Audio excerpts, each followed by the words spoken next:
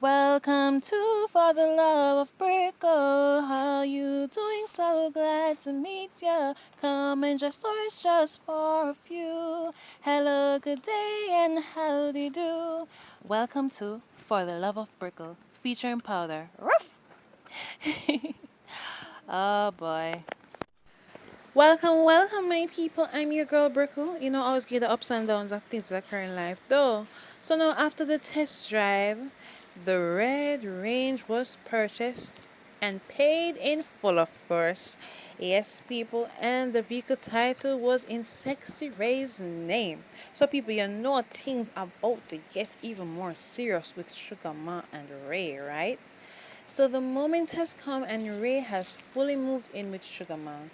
So Ray hasn't even moved in 1 week. Good. And there was a loud banging and shouting at the main entrance. Boom, boom, boom, boom. Bang, bang. Ricky ting, ting, ting. Ma. Boom, boom. Ricky ting, ting. At this moment, Ray and Sugar Ma tried their best to, ignore all that kicking and screaming that was, happening at the front gate. So now they were well wrapped up, comfortably together. Yes, people, Ma was comfortably in Ray arms while he was feeding her fruits and ice cream with love, with enough love. I'm loving it, see? Oh my God.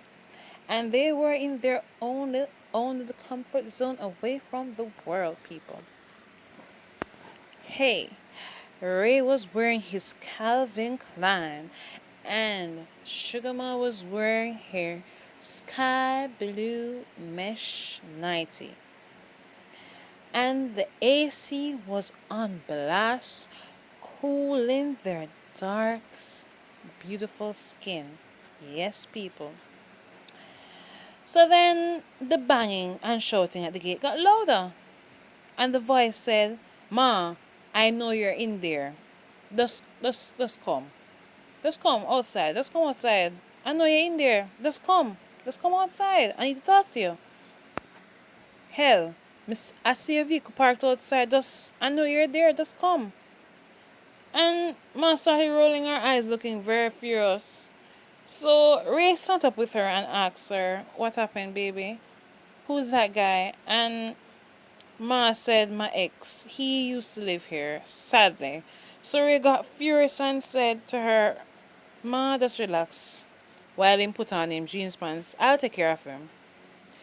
And then the ex yelled, "If the sources are true, I heard you have a new man. I heard that he's younger than me. But Ma, look how I love you. And you move on already?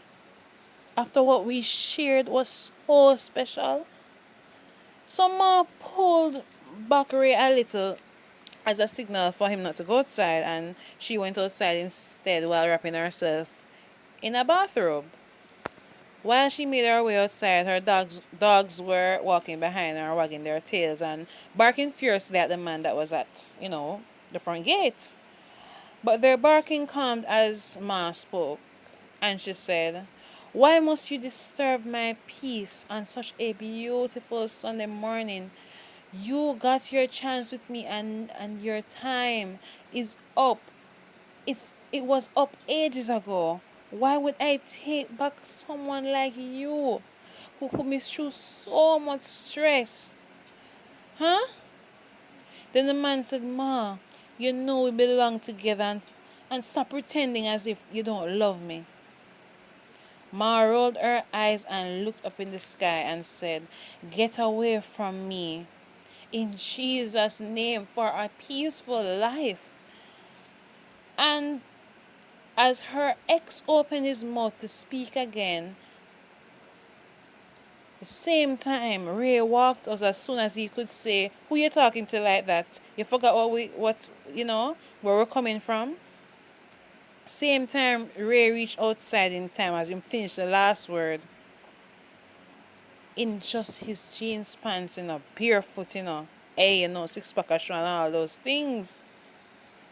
And people, you could feel how fiery angry Ray's energy was towards the man. When my ex looked up and saw him, he became he was stunned.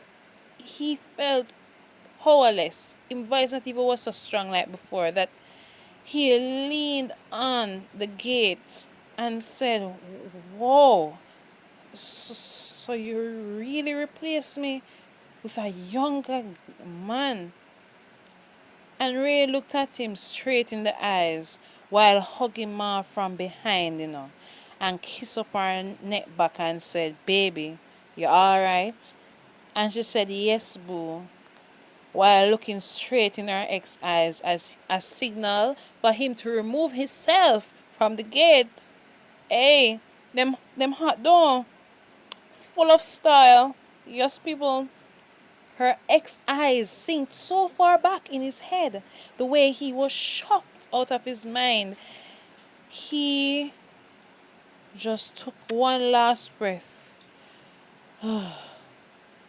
Like him give up, and he just walked away very slowly with his broken heart that must, you know, it can't be pumping right after witnessing all that right before his own 37-year-old eyes. They stood there and watched him until he was totally out of their sight. Then Ray kissed Ma in her neck, then on her cheek, and lifted her up and walked her inside. Boy, boy, they're so hot, I swear. So as the door closed and they sat down, Ma started talking and said, "Ray, I am so sorry you both had to meet like this before I even told you about him. Knowing that he lived here." And Ray said, "Baby, he has no right to come here like that, whether or not I was here or not, and disturb you like this." Then Ma say, "Honey, calm down. He can't stop our love no day. But can you do me a small little favor and continue feeding me some fruits and ice cream while I tell you the story about me and that guy?" And he said, "Sure, but I prefer massaging those pretty, beautiful feet of yours while you eat your ice cream and fruits."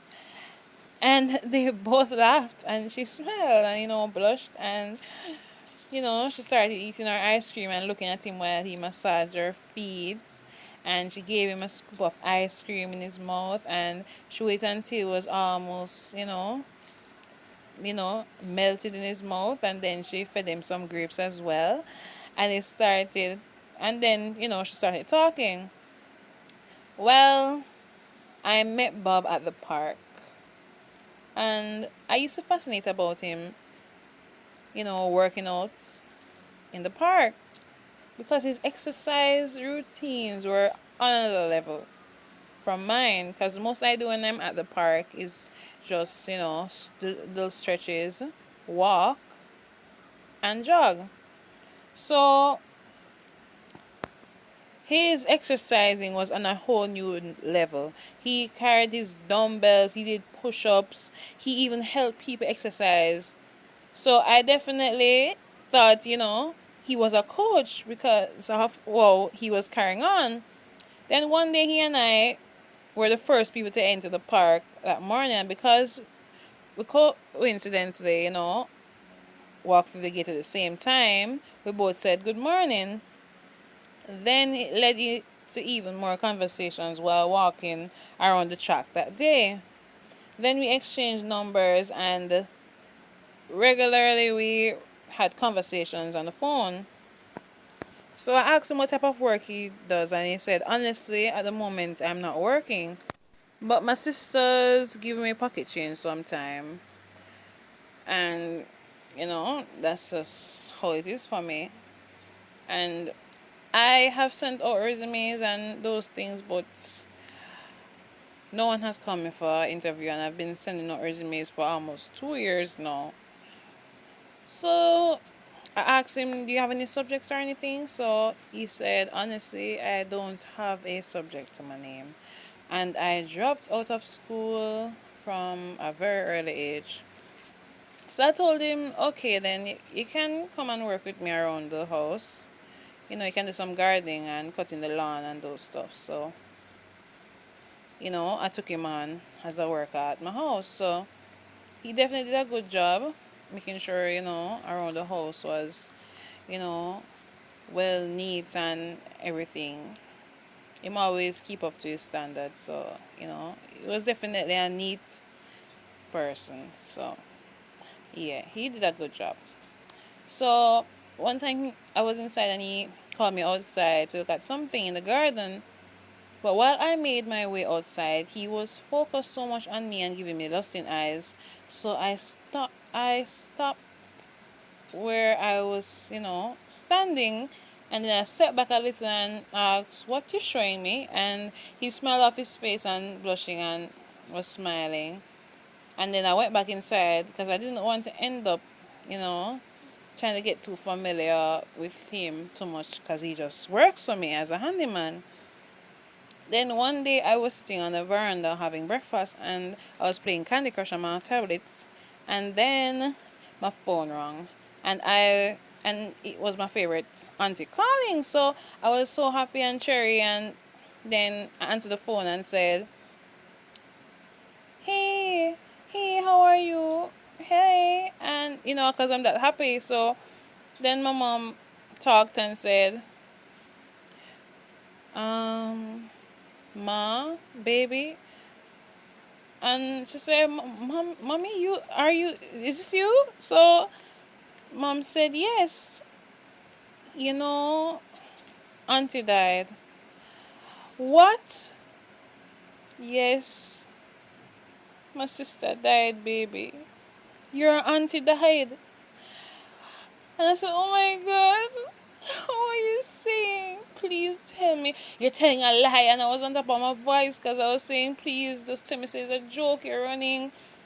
And my mom keeps saying, She gone, baby, she gone."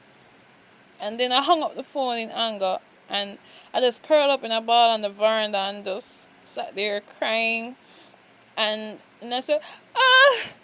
That, that was my shriek. And then, he was outside working and he dropped any tool they had in his hand and was running breathless, coming at the veranda as if someone was running him down. And, you know, when he reached the veranda grill, he was saying, "Yeah, what happened?" Because by the sound of that, I know someone, you lose somebody, right? And she said, "Yes." And him say, "If you don't mind me asking who you lose." And I said, "I lose my favorite aunties. My mother tell me, she gone. Me can't believe that she gone. She can't believe it." And him say, "I know that, I just was wondering if you, right now, you definitely need some company and some comfort, somebody to talk to right now. You mind pulling the grill if you don't mind, so, because you really need the company right now." And I said, "Okay." And, I never hesitate or anything. I just take time, pull the grill, and we're there the whole day eating and talking and, to try our best to get rid of the negative energy that, actually lose somebody. But I was still sad. But talking to him gave me a relief. Because, in those things happen, it's nice to have someone to talk to. And he was, he was a good person that day. So eventually, me and him got a little more closer because of from that day.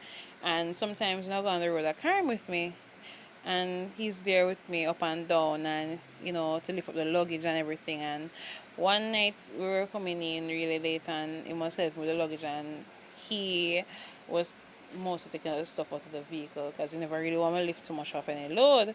And then he said, "Hey," and I said, "What happened?" And at the same time catch my lips, and he started kissing me from the driveway to go inside and everything. And I attempt to hold on and I lock up the place because I have to make sure everything is safe as much as, I enjoyed kissing him. So we're kissing a little more in the living room, and then I pour out some wine. I was start talking a little more to get more familiar. And then he said, "Why can't I just be your boyfriend?" So I said, I was shocked that he asked me because He kissed me and now I'm asking for being a boyfriend. It's like he's like, running in for the chase same time, right? So I just said, okay, might as well, and just said, okay, I just go along with it and say, all right, we can start something then. So we go out on little dates and everything, and I was showing that I appreciating and everything, because he came at a time when I needed someone, and he was my company and everything, and we basically work together. So I even bought him clothes, and I eventually bought a car for him, and but I bought it in my name. So before a lot of people keep calling my phone and saying, "Oh, I see that Bob cheating on you with a nurse lady down the road and everything," and I was like, "What? So near, It's not like I was accepting the fact that he's cheating on me, which I have to accept because I'm done already doing it. But to know that it was the lady was just down the road from us, it's like scary, you know. So eventually I caught up with him in time and I made him an offer and gave him a lump sum of money and told him to stop seeing the nurse because you know, I can take care of him. He doesn't need anyone else. He only needs me. And he was shocked when accepting the cash from me, and he couldn't help himself but to say, "I'm sorry, the woman didn't stop, calling me and saying she wanted to see me." So I turned to him and said, "I don't really want to hear the whole story of everything. Just take the money and just respect me, please. Just respect me. You see what I've been doing, right?" And I said, "Don't you say I love you and everything?" And at the same time, he felt powerful and glad, start feeling full of himself, you know, that that I love him this much, that he started, taking advantage of the fact that I love him, right? Because he never said he loved me at that time at all. He just was smiling, and then there was a point where I was giving him allowances, right? So even when I did that, even when I was on the road, he called me and said, buy this, buy that, and whatever. And a lot of stuff he was asking for, it wasn't even necessary. He doesn't even need them. But I just make it go on because I was saying, okay, it's my man, so I have to just deal with it, right? Then we were at a hotel, dining. And before you know it, he said he wanted to use the restroom. So he got up. And as soon as he turned to walk in going the direction where the restroom was, a man bumped into him and stepped on his shoes. So all of a sudden, on in top of him voice, and I said, "Oh, so you bad mind me for my shoes? Yes, I've got to step on my name brand Timberland shoes. And look how I look nice and clean. And you come and try for dirty up my image. You bad mind me? You bad mind me?" So the guy was like, "Okay, sir, I'm sorry. I stepped on your shoes, okay?" And he walked off. So because him walk off, like him expected the man was supposed to, try to have an argument when the man knows his fault him step on him. He grabbed the man and punched him in the face. So I was like, what the hell is going on? Then the man jumped and kicked him in him face. As in the man who stepped on him shoes. And he never saw that one coming. On the ground they were, fighting. And the man was throwing punch after punch, knocking Bob out. That his face got almost twisted when the man was finished with him. Mouth, nose, and whatever twisted almost one side of his face the way it's fixed up. Oh my gosh. So before you know it, the security came and escorted them outside, and the police came and then brought them to the police station. I have to drive behind the police and reach down there. As soon as them put him in the cell, really, I'm right there in time. So as soon as I reached where the police were, I tell them say I came for Bob, and give him full name and everything. And before you know it, them let him out. And while he was coming out, the guy who and him and him was in had beef, you know. was on the other side of the cell, still inside his cell, and looking at him, and him start walking bossy and start high upon him and say, yeah, woman love me, that's why I come out, you see. When you have a woman like me, you get bill like nothing, like I wasn't even supposed to be here with you, low, low down man, huh? You can't be like me.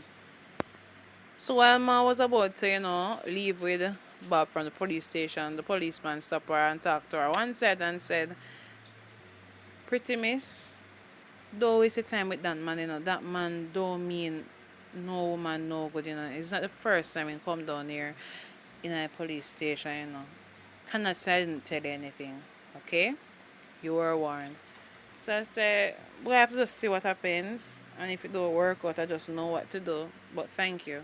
And, I walk left him there and everything. So as soon as I reached him, I told him, say, what you did was so messed up because the man did not want any war. And, the Jamaican saying that, he must be seen and not heard. Yes, people can see it, but they don't have to know you and everything. You there boasting and saying, oh, your clothes expensive and whatever expensive gold clothes chain you wear and all those stuff. No one wants to hear all that. The man stepped on your shoes and he said sorry. You could have just, have a peace of mind and just go to the restroom, right? You're gonna let the man tear off your shoes. It can be wiped off. Oh my gosh, I can't believe you did this. I'm saying, man, relax. Man a man. And I said, alright. Before you know it, one day I'm in my office, and then all of a sudden, you know, he was buzzing at the front desk, and he saw the secretary first, because my office is more far around in my workplace. So he turned to my secretary and showing her his tablet and say, hey, the latest Puma come out. So I just want to know if my woman leave money for me here. And she said, no, she didn't leave any money. And said, oh, so you're a bad man, you don't want me to get my latest Puma shoes. So she said, no, nothing like that, sir. And then just start take up the book in front of her and tear up the pages them and throw it in her face, and then she get up fast and just buzz him in which part my office was. So as him reaching there and she reaching there, she tell her what happened, and then she's making her way outside, and then the guy, before she even make her way properly outside the office, turned to her and say, yeah, must respect me because I'm Ma's man. Yeah, he must put some respect on my name, type of thing. So she leave out. Then him turn to her and say, where's the money? Money for buy Puma shoes. So she said, that's how you talk to me? You totally lose complete respect for me now, don't? I am say, lady, I just want money to buy the shoes. One whole heap of talking for. So I say, you're the one that caused this problem at my office. You drawing attention, you embarrassing me at my own place. I said, not giving you the money.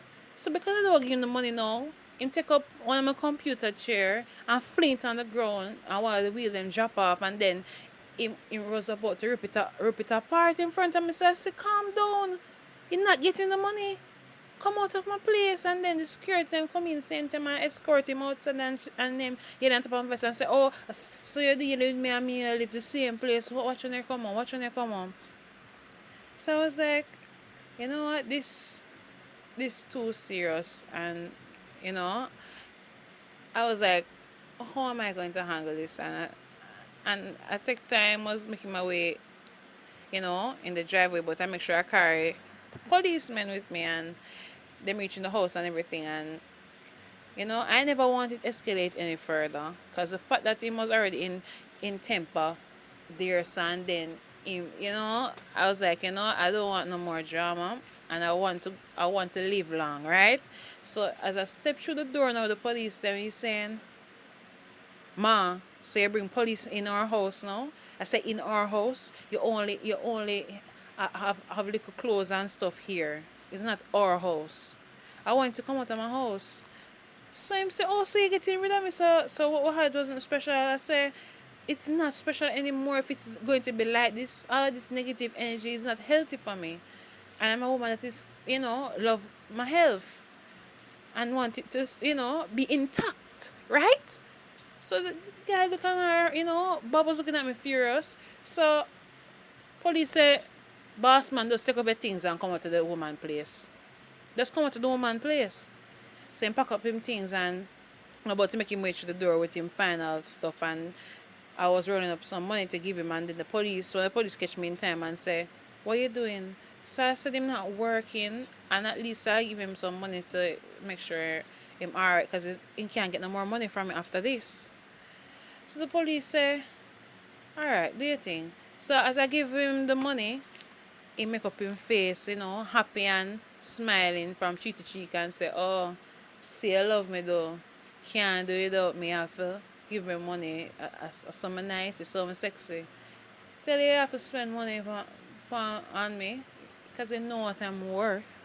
And she's like, she just don't say, I literally just don't say anything because I'm like, you know what, make him just step out in, because it don't make no sense I start something when I want him to leave. So he left and everything, and then before you know it, 2 weeks later, me hear that guess what? Him crash the vehicle. I remember the vehicle is in my name. So I have to pay all the penalty of everything. People vehicle get fixed, then get new vehicle, everything come down on me. Plus the fact that him have to go to hospital and have to pay for him surgery and any broken rib or any toe him missing or anything. Oh my gosh, the stress was on me. And I paid for his hospital bill, I paid for the surgery, I paid everything. I make sure everything was alright and he come out and was okay. And the only nice part of, of the conversation with him was when he called me one day and said, Ma, I'm really grateful for what you do for me as much as I was really ungrateful towards it. But I'm a grown man and I can learn from my mistakes and everything. And him say if we could start back again being in a relationship. So I turned to him and tell him, say, oh, I'm not ready for any relationship yet. But deep down inside, I was actually saying that, nigga, I don't want you. I don't want you anymore. Okay? But I know if I said that, you know what would have happened? And then Ray started, laughing. Oh my gosh. Yes, people. So she got that out of the way. And so Ray noticed what and said, boy, you went through it. Oh my gosh. He sounded like he was the worst. And she said every woman got through it as it relates to coming across one of them Monday. So it was like, boy, it's true, it happens. But I'm glad they meet me now, so you don't have to too worry now. And she say yeah, she glad and them kiss and then continue watch movie for the rest of the day and everything. So people, stay tuned for part 3 where Sugar Ma and Ray take things to another level. I'm your girl Brickle. Please remember to like, share, subscribe, and click the notification bell. Please remember to select all so that you can receive all notifications every time I upload a new video. Please remember to leave a comment in the comment section. Make sure it's humorous vibes and all those good things. Yes, people. I hope you all enjoyed yourselves. Love you all. Peace. Mwah.